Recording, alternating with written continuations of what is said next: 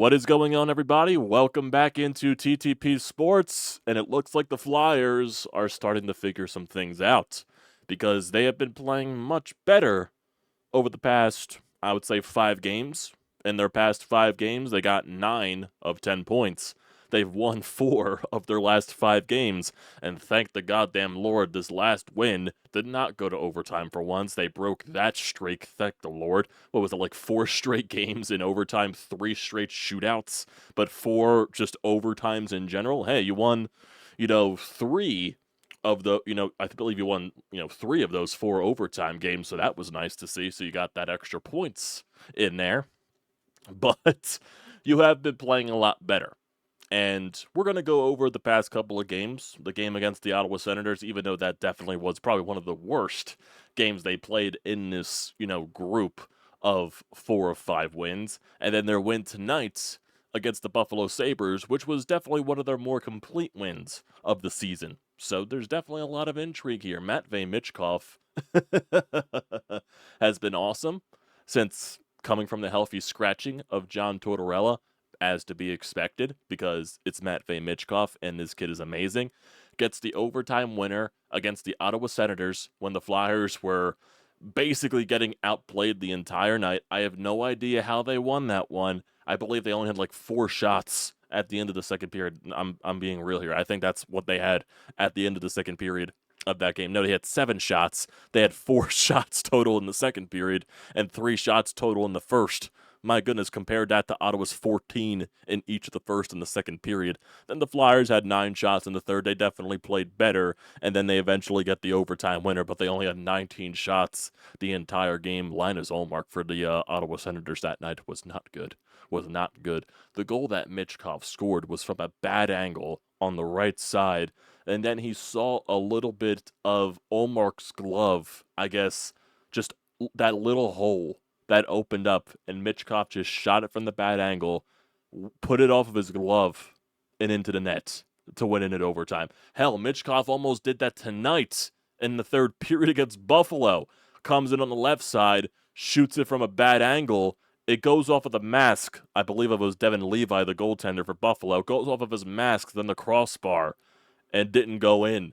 I was just like, oh my God, if he scored that goal, the roof would have exploded because he already had 2 points on the night after a filthy dish to Travis Konechny on a 2-on-0. Fakes the shot, gets the goalie to flinch a little bit on the 2-on-0. I believe this was on a 4-on-4 or a penalty. I think it was a 4-on-4 situation.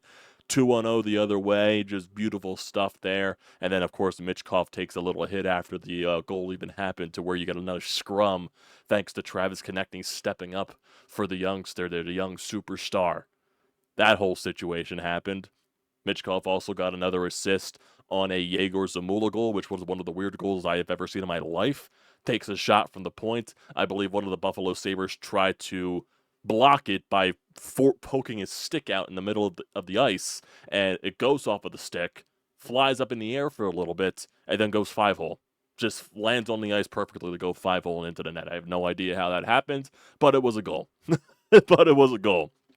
So, definitely a weird game, but still, overall, one of the more complete games the Flyers have played this year. They were buzzing, especially early on. Travis Konechny, Travis Sanheim, their first line definitely was buzzing with Coots, TK, Tippett. Sanheim's been out there buzzing. This guy has been logging 30 minutes a night. My goodness. And I'm happy for Sanheim because he does look like he is improving every single night. He is definitely has been probably overall has been the Flyers' best defenseman this season, and I guess Torts is rewarding them with all the minutes that he is getting, and he wired one on a one-timer, I believe, to make it a 2-0 Flyers lead, so, he's getting rewarded, even though he probably could have had a hat trick in the first period. That's how many chances he had. He had a wide-open net that he missed on, and, I believe there was a chance where he was driving the net and he got a rebound or something like that. He was getting chances basically throughout the entirety of the first period, and he scored on that wicked one-timer that was just absolutely bombed from the point. So, it definitely, like I said, the team is improving, and they look like they're getting better each and every night. And now I believe they're actually back at Hockey 500, if I'm not mistaken. So if I look at the standings right here just to see the Flyers' record, yeah, they're back at Hockey 500. They're 8-8-2, and they have exactly 18 points on the year. They've won 3 in a row. They're 6-3-1 in their last 10. Like I said, they've been playing a lot better of hockey. And that also involves Travis Konechny because he has been on an absolute tear. I forget where I saw this post, but it wasn't that long ago. I think it was like Big Heads Hockey or something like that on Twitter. So if I go on that one, because I think it had the the post there. So if I can find a way to find it, hopefully that is the case. But I probably won't be able to find it in this quick succession right here. But Travis Konechny 100% has been on an absolute tear. So if I go here, look for the post and everything, where is it at? Where is it at? Where is it at? I don't. Here it is. Big Head Hockey. Big Head Hockey. Travis Konechny, in 18 games, he's got 10 goals, 11 assists for 21 points. He is off to an all-star start. And I do want to see, because he's definitely been going off, especially the past few games, I'm trying to see if there's even anything out there as well that shows like the stretch that Konechny has been on, because he's been on an absolute tear, especially for this month of November. He had a goal in the Ottawa game. The dude's just lighting the lamp. He had 2 goals tonight, including an empty netter. So he's just constantly doing his thing. And here's another one from Big Head Hockey. Matvei Michkov, in 16 games, he's got 6 goals and 9 assists for 15 points. And he was also the October Rookie of the Month. Had an overtime winner in there as well against the Ottawa Senators. Always nice to see. But, like I said, they're playing a lot better. This game against Buffalo definitely was that case. Not the game against Ottawa, but they found a way to squeak that one out, finding a way to come back. I believe they were down 4-2 in the third period, and they battled their way back in that one, forcing it to overtime. And Matvei Michkov with a little bit of help from the goaltender in Ottawa, and you get a win out of that.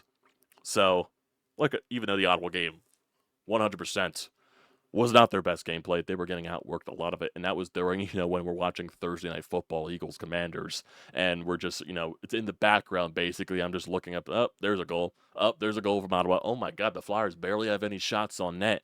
And then basically it was halftime during the football game where you were really able to really dive in to the Flyers, and that was right around the overtime. And then you got to see Matvei Michkov's overtime goal, and that was very fun to see during the halftime entertainment specifically there. But they're finding ways. They're finding ways. They're getting better each and every night. There's guys that are improving, even though there's still some injuries on here. Ivan Fedotov has been very good because Sam Harrison's back on the injured list. I believe he did something to his groin again to where he's not going to miss that many games, but they're expecting it to be a week. I believe that's something that happened, I think it was on the road in Ottawa where he tweaked something during warm-ups or something like that, or during practice earlier in the afternoon against the Ottawa Senators. So there's definitely something to that. But Ivan Fedotov, even though it shows on the stat sheet he allowed 4 goals against the Ottawa Senators, the guy made some huge saves in the overtime specifically, where it was a one-timer in the slot. He got his he got his right pad over there to make a huge save, which eventually set up the Michkov goal. He was making huge saves in that game against Ottawa. I don't think the stat sheet really shows how well he played because it shows he allowed 4 goals. And he did play well today again against the Buffalo Sabres. I think he deserved the shutout. I was really hoping for him to get the shutout, but there definitely were moments in this game where the Flyers kind of stepped off the wheel a little bit, especially, with a 4-goal lead. Buffalo scores on the power play. They were taking a little too many penalties, especially towards the later part of the game. Buffalo scores on one of those power plays, and then, they score a goal in garbage time, basically, before Konechny gets that empty netter. So, kind of sucks that he didn't get the shutout, because I do believe Fedotov deserved the shutout, because he should be rewarded for, it looked like he did learn some things. It looked like he did adjust a little bit and, took that situation where Kolosov became the backup for a little bit, and Fedotov took that time to learn, to adjust, and make some changes to his game. And right now, he does look a lot more confident. He looks a lot more comfortable in net. And right now, even though I'm not going to go too far to say I trust him 100%, because he still can make things look a little awkward in net, but he's definitely played 100 billion times better, especially after, the first couple of starts that he had this year when he was basically unplayable. This is a playable version of Ivan Fedotov that can be a backup goaltender in the NHL, because he did make some huge saves, and, especially in the game against Ottawa, made some, easy saves today against Buffalo. Made some good, he had a big save on a breakaway when I think it was still 2-0 at that point. So that could have been a game changer if Buffalo scored there. So, he's been coming up with some huge saves. So you got to give the guy credit. And it also does look like, because one of his biggest weaknesses when you saw in his first few starts this year was point shots, because point shots beat him cleanly, easy 5-hole, didn't get down in enough time, basically those type of situations.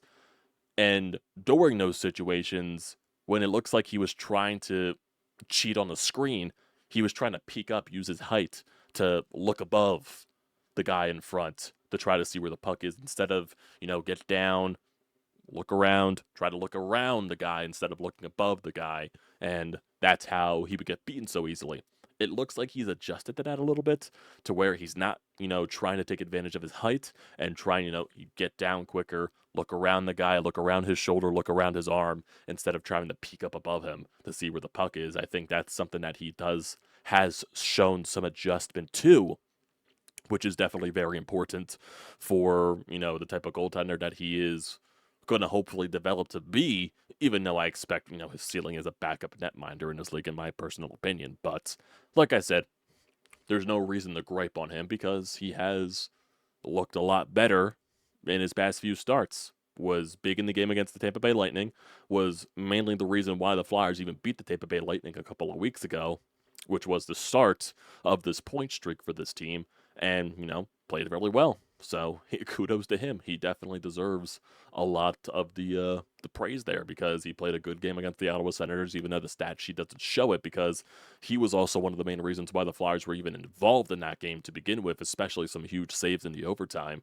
And then, Flyers played very well defensively today, and Fedotov made the saves that he needed to make. So, team's getting better every game. That's what it looks like right now. They're on a little bit of a hot streak. We'll see where this takes them. And maybe they can take advantage of it, because, their schedule to start the season was a bit difficult. So maybe as the schedule evens out, and as maybe you see some easier competition, maybe you'll start seeing more W's in the Flyers' favor, as, we're starting getting closer and closer to American Thanksgiving.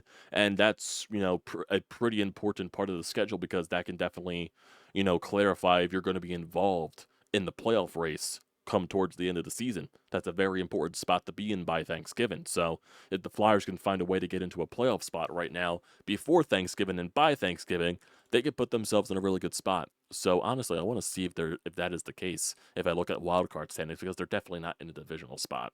So if I look at any type of wildcard standings right here, so right now they are tied with the New York Islanders. They're a point ahead of the Ottawa Senators, a point ahead of the Buffalo Sabres, and a point ahead of the Pittsburgh Penguins. And the Flyers right now, they're a point out of the last wild card spot, because the Boston Bruins hold that second wild card spot, and the New York Rangers hold the first wild card spot. So if they could find a way to hover around that by Thanksgiving, they could probably put themselves in a good position. So we'll see where it carries them. We'll see where it carries them, because that is a very important thing to have overall. So we'll see where this takes them, because they've been playing a lot better hockey, and they deserve to be praised for it overall. So we look at the upcoming schedule for this team, just to see where everything goes about, because they do have a lot of home games coming up. I believe it's a 5-game homestand after, tonight. They play Monday against the Colorado Avalanche. They play on the 20th against the Carolina Hurricanes, the 23rd against the Chicago Blackhawks, the 25th against the Vegas Golden Knights. Then they have a road game before Thanksgiving against the Nashville Predators. They play Black Friday against the Rangers, and then they play the 30th on the road against the St. Louis Blues before you go into that December schedule there. So, still some pretty tough games upcoming. Colorado, of course, because of their high-end skill, even though their record isn't the best to start the year, they're basically right around Hockey 500, the same exact point total that the Flyers have. So we'll see where that carries them, even though they have been playing a lot better since they started the season. The Carolina Hurricanes, they're always going to be very tough. They're one of the best teams in the league for a reason. They got 24 points on the year, and we saw, them not that long ago. Chicago Blackhawks, they're a bad team, even though they do have Connor Bedard. Where are the Blackhawks even at so far? They're the second worst team in the league. They are 6-10-1, tied with the Nashville Predators for the worst team in the league. That is crazy. Also, the Vegas Golden Knights, they've been off to a very hot start as well. They're 11-4-2, even though they're very dominant at home and they're 500 on the road. So take that for what it is. And then the New York Rangers, when you see them, the Rangers, they're 10-4-1. So, like I said, we'll see where this carries this team. Also, you could say, for this game specifically, it's a congrats to Eric Johnson for 1,000 games played, and the Flyers are going to honor him on Monday against Colorado, which kind of makes more sense because that is the team that he played for basically the entirety of his career. So it kind of makes sense for that. So it's a good thing. I believe he also had a quote post game talking about the Flyers organization and everything there after his 1,000 games. So I want to try to find that because I believe he gave a lot of praise to the Flyers organization. And there's also something here on Emil Andre, too. I believe he missed some time in the third period. He wasn't on the bench for a little bit. And John Tortorella confirmed post-game that he did go out. He doesn't know the extent of the injury. So that kind of sucks because Emil Andre has been playing very good and he's been very impressive. So that's definitely going to be a big loss for the blue line. Here's Eric Johnson's quote post-game. This is one of my favorite places, if not the most favorite place I've played, and I love being a Flyer and coming to the rink every day and being with these guys, and how they supported me tonight was awesome. Eric Johnson, steady vet in this league. Good, 1,000 games. That's a rare feat for a lot of players in this league. So, been able to hang around that long, Stanley Cup champion. He knows what his role is. He knows where he's at in his point of his career. So, he's a veteran leader in that locker room. So honestly, I wouldn't be shocked if, Eric Johnson becomes, once he eventually retires, he becomes some type of coach or some type of front office person. He does seem like to be more of a coach type of guy. So who knows? Maybe he sticks around in the Flyers organization. Who knows? Who knows? That's looking a little too far into a different topic there. But, congrats to him on his 1,000th game played. Because, like I said, that is a very rare feat for a lot of people in this league. So, yeah. Good game for the Fly guys. Good stretch here. 4 of your last 5, 9 out of 10 points as well. Just keep finding ways. We'll see what happens against the Colorado Avalanche. And before we sign off, we do have a voicemail here on the Anytime Hotline, so we might as well get to that. See what Sean has to say on this recent Flyer stretch. Solid team win for the Flyers tonight. Good way to start off the homestand. A pretty solid effort for 3 periods. Would have liked to have seen Fedotov get the shutout, but played well nonetheless. Good to see that Michkov took the benching well. He's been solid ever since he came back. He could have put his head down and sulked, but he's blossomed. Konechny on a scoring binge right now. Sanheim playing well. And again, Fedotov looks a lot better. Very impressed with him tonight. Very calm between the pipes. And that leads to my question. I don't know the severity of Erson's injury. Whatever it is, it must be somewhat serious, but he came back and now he's hurt again. But when he comes back again, it creates an interesting dilemma. What do you do? Are any of these guys possible trade bait? Fedotov looks like he's getting his sea legs under him. So maybe Kolosov on the block? I don't know. But, the Flyers definitely need some offensive firepower. So might be wise to deal from your strengths, which right now might be goaltending. By the way, in closing, I got to throw a Let's Go Birds in there. Little late to the party, but a big win on Thursday night. Yeah, I was shocked you didn't leave a voicemail there, Sean, but it also was very late at night, so that is very understandable why you didn't leave a voicemail for that. But yeah, to the goaltending thing, yeah, Fedotov is playing a lot better. That doesn't sound like the Ersson injury is anything serious. It looks like he just tweaked something again. It was probably the same thing of what, went on his first injury stint, but if it's not that, serious to where he was able to come back, and they're saying it's not that serious once again, so he's probably just going to miss a week or something like that. So we'll see where that takes them. No, I don't see them shopping any of the goaltenders because they've done so much to get Kolosov over here. Fedotov was a big surprise coming over here.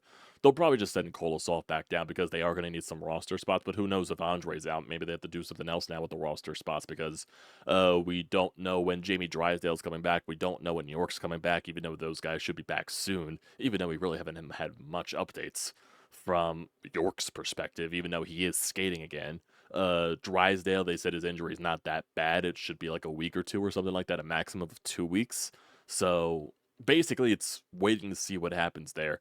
And they'll probably send Kolosov back down to Lehigh Valley since that deadline for him to be sent back to the KHL was, I believe, Halloween. So they're way past that deadline, and he has been up here with the big club basically ever since. So he'll most likely get sent back down to Lehigh Valley unless they just decide to carry 3 goaltenders.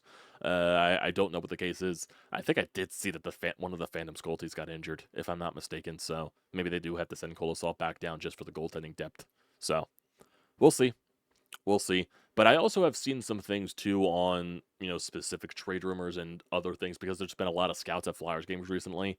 And I do remember seeing a post from Anthony DeMarco at the 4th period that some Flyers are drawing interests from, I believe, the Minnesota Wild. And I believe that specifically is Joel Farabee and Bobby Brink.